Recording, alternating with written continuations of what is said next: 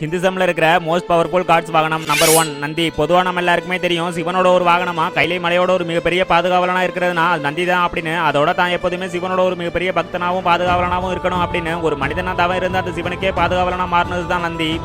இதை பத்தி பல முனிவர்கள் சொன்ன உடனே அந்த சிவலோகத்தோட தலைமை காவலன் தான் நந்தி தேவன் அப்படின்னும் சிவனை தேடி வர யாரா இருந்தாலும் அவங்களை தடுக்கிற சக்தி நந்திக்கு மட்டும்தான் இருக்கு அப்படின்னு சொல்லியிருக்காங்க. அதுக்கு முன்னாடி யாருக்கெல்லாம் கடவுள் நம்பிக்கை இருக்கோ அவங்க எல்லாரும் லைக் பண்ணுங்க. அதோட உங்களுக்கு பிடிச்ச கடவுளோட வாகனம் எது அப்படிங்கிறத கமெண்ட்ல சொல்லுங்க. நந்தி அப்படிங்கிறவர் சிவனோட ஒரு வாகனம், கைலைமலையோட மிகப்பெரிய பாதுகாவலன் அப்படின்னு. ஆனா வரலாற்றுல என்ன சொல்லியிருக்காங்க அப்படின்னா, ஒரு தடவை சிலாதா அப்படிங்கிற ஒரு முனிவர் தனக்கு ஒரு குழந்தை வேணும் அப்படின்னு சிவன் கிட்ட தவறு வந்திருக்காரு. சரின்னு சிவனும் அந்த முனிவருக்கு ஒரு அழகான ஆண் குழந்தைய வரமா கொடுத்துருக்காரு. அதுக்கு முன்னாடி யாருக்கெல்லாம் கடவுள் நம்பிக்கை இருக்கோ அவங்க எல்லாரும் லைக் பண்ணுங்க. அதோட உங்களுக்கு பிடிச்ச கடவுள் யாரு அப்படிங்கிறத கமெண்ட்ல சொல்லுங்க.